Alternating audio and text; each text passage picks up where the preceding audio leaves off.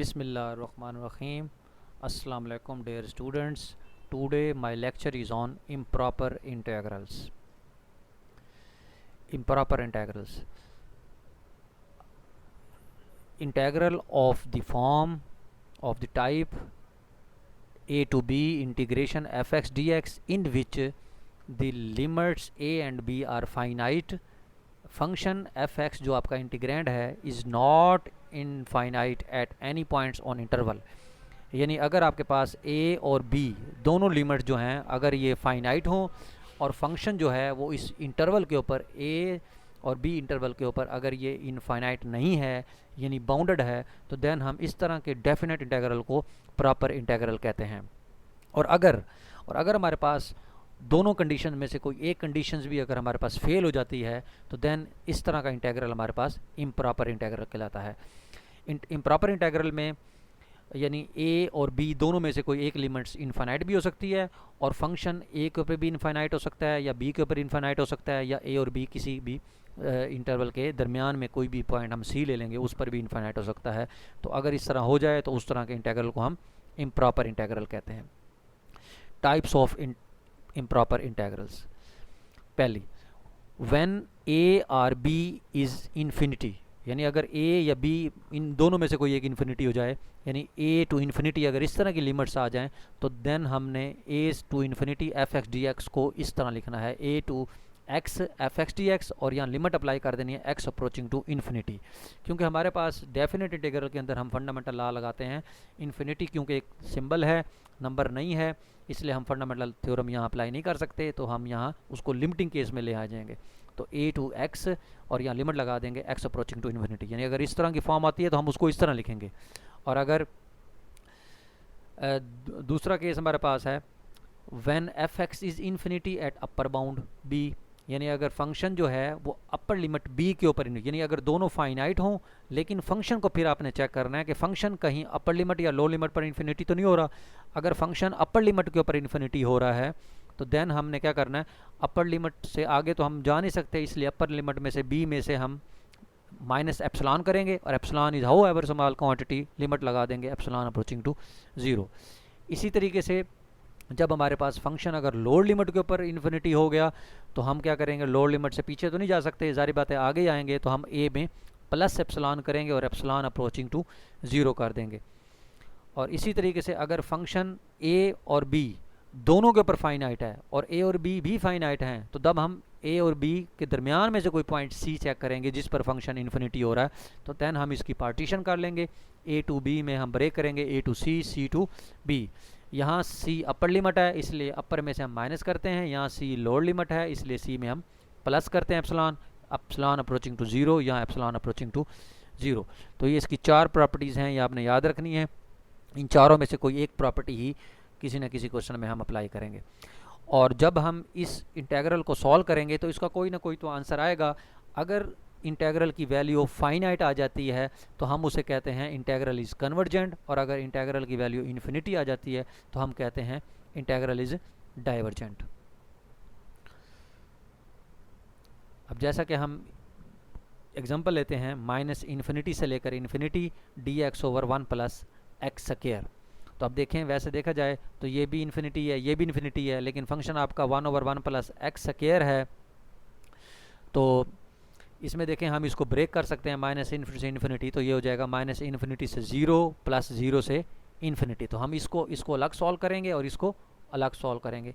तो minus infinity से 0 तो आपने यहाँ ले लिया कोई भी नंबर ले लें c से 0 और यहाँ लिमिट लगा दी c approaching to minus infinity, तो dx over 1 plus X square, तो 1 ओवर 1 प्लस एक्स स्क्वायर की इंटीग्रेशन टेन इनवर्स x होती है, limit as it is c to 0 या a टू 0, फंडामेंटल थ्योरम लगाया tan inverse 0 minus tan inverse a, फिर limit लगाई a approaching to minus infinity, तो tan inverse 0 तो 0 ही होता है, टेन इनवर्स माइनस इन्फिनिटी का मतलब है कि टेन के अंदर माइनस बाहर आ जाएगा तो वो माइनस π/2 हो जाएगा, π/2 आंसर है इसका।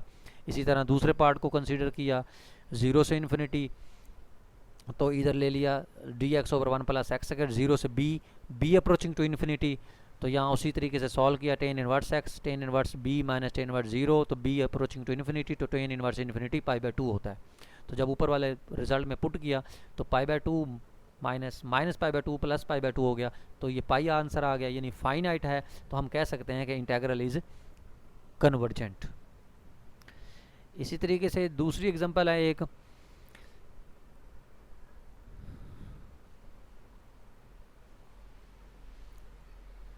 यानी dx ओवर x की पावर p को आपने सॉल्व करना है over the interval 1 to b।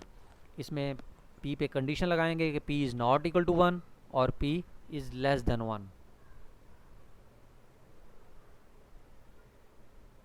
तो p is not equal to 1 पर हमने ज़ाहिर बात है इसको x की p को ऊपर ले गए, तो x की power minus p plus 1 over minus p plus 1 हो गया। फंडामेंटल लॉ लगाया 1 to b, तो 1 ओवर 1 माइनस p, b की power minus p plus 1 minus 1 हो गया, तो 1 ओवर 1 माइनस p, तो b की पावर माइनस p प्लस 1 नीचे आके b की पावर p माइनस 1 बन गया। तो 1 to infinity dx over x की power p, limit 1 to b dx over x की power b approaching to infinity. जब लिमिट लगाई तो b अप्रोचिंग टू इन्फिनिटी, तो अगर p 1 से बड़ा होगा, अगर p 1 से बड़ा हो गया तो यहाँ जाहिर बात है पॉजिटिव टर्म आएगी, तो हमारे पास 1 ओवर इन्फिनिटी 0 हो जाएगा, 0 माइनस 1 तो 1 ओवर p माइनस 1 आंसर आएगा। और अगर p लेस देन 1 हो गया यानी नेगेटिव आ गया तो ये भी नेगेटिव ऊपर जाके पॉजिटिव हो जाएगा, तो b अप्रोचिंग टू इन्फिनिटी, तो इसका टोटल आंसर इन्फिनिटी आ जाएगा। तो हमारे पास इसकी इंटीग्रेशन इस तरह डिफाइन हो जाएगी। ये उन्होंने रिजल्ट बताया 1 ओवर b की पावर p माइनस 1, यानी अगर p 1 से बड़ा होगा तो ज़ाहिर बात है पॉजिटिव है, तो 1 ओवर इन्फिनिटी 0, और अगर नेगेटिव हो गया तो ऊपर जाके पॉजिटिव हो जाएगा, तो इन्फिनिटी पुट करेंगे तो इन्फिनिटी ही आंसर आएगा। इसी तरीके से जब हम एग्जैक्ट यानी आप p ग्रेटर देन 1 पर और p लेस देन 1 पर ये उन्होंने डिफाइन करा दिया इंटीग्रेशन। अब अगर exact p is equal to 1 पर चेक करेंगे, तो जब इसको p को 1 पुट कर दें तो 1 ओवर x की इंटीग्रेशन log ऑफ x हो जाएगी। तो फंडामेंटल थ्योरम लगाएंगे log of b minus log of 1 0 होता है, तो b अप्रोचिंग टू इन्फिनिटी पे log इन्फिनिटी इन्फिनिटी ही होता है, तो आपके पास ये डाइवर्जेंट हो जाएगा। इसी तरीके से एक और एग्जांपल है 0 to 1 dx over x minus 1 की पावर 2/3। अब ये भी फाइनाइट, ये भी फाइनाइट, लेकिन फंक्शन जो है वो 1 के ऊपर इनफाइनाइट हो रहा है। किधर हो रहा है? 1 के ऊपर। तो जब 1 के ऊपर हो रहा है तो आप 1 के ऊपर फंडामेंटल थ्योरम लगा सकते हैं। तो 1 के ऊपर लगाया उन्होंने 0 to 1, तो 0 to b approaching to 1 minus, b approaching to 1 minus, यानी 1 माइनस मीन कि 1 पर जब हो रहा है तो 1 पर लिमिट लगेगी, लेकिन 1 माइनस पर नहीं लगेगी। 1 minus mean left hand limit, और इसी तरह 1 प्लस राइट हैंड लिमिट भी हो सकती है, क्योंकि राइट हो नहीं सकती क्योंकि अपर लिमिट है ही 1, तो 1 से पीछे जा सकते हैं, 1 से आगे नहीं जा सकते। तो x माइनस 1 की पावर 2/3 जब ऊपर आएगा तो ये माइनस 2/3 हो जाएगा, तो x माइनस 1 का डायरेक्ट आगे मौजूद है, तो इसलिए पावर में एक ऐड करके उसी से डिवाइड कर देंगे। तो 0 से b फंडामेंटल थ्योरम लगाया तो ये हो जाएगा 3 इंटू b माइनस 1, और माइनस 0 जब पुट किया तो माइनस 1 की पावर 1/3 माइनस 1 होता है, तो वो प्लस 1 यानी 3 बच गया। तो जब b approaching to 1 minus put करेंगे तो हमारे पास 1 पुट करेंगे, 1 माइनस 1 0 हो गया, तो 0 प्लस 3 यानी आपके पास 3 आंसर आ गया।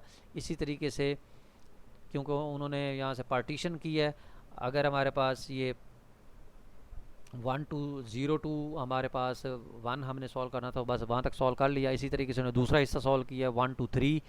1 to 3 में देखें 1 पर भी इनफाइनाइट हो रहा है, तो 1 माइनस 1 0 हमारे पास उसी तरीके से सॉल्व करेंगे। लोअर पर सॉल्व हो रहा है तो लोअर में अब हम 1 अपर लिमिट पुट करेंगे, c अप्रोचिंग टू 1 प्लस, तो यहाँ 3 इंटू 3 माइनस 1, और उसी तरह फंडामेंटल लॉ लगा के ये इसका आंसर आएगा। तो हम जब उसमें पुट करेंगे तो हमारे पास 3 प्लस 3 2 की पावर 1/3 इसका आंसर है। तो ये हमारे पास इंटेग्रल जो है वो कन्वर्जेंट है। तो ये इन्होंने इसको इस तरीके से किया है कि इंटीग्रैंड वर्टिकल असेंप्टोट, ये ज़रूरी नहीं है कि अगर आप ये करें, आप इसको डायरेक्ट 0 to 1 जो है आपसे अपर लिमिट में एक पार्ट भी सॉल्व कर सकते हैं, वो सिर्फ यहाँ तक बनता है हमारा, ठीक है। ये पार्ट दूसरा पार्ट अगर आप नहीं भी सॉल्व करना चाहते तो नो प्रॉब्लम इसमें, क्योंकि इसमें असेंप्टोट हमने ज़रूरी नहीं है कि चेक करना है, जस्ट हमने इसको इवेल्यूएट करना है। Thank you very much.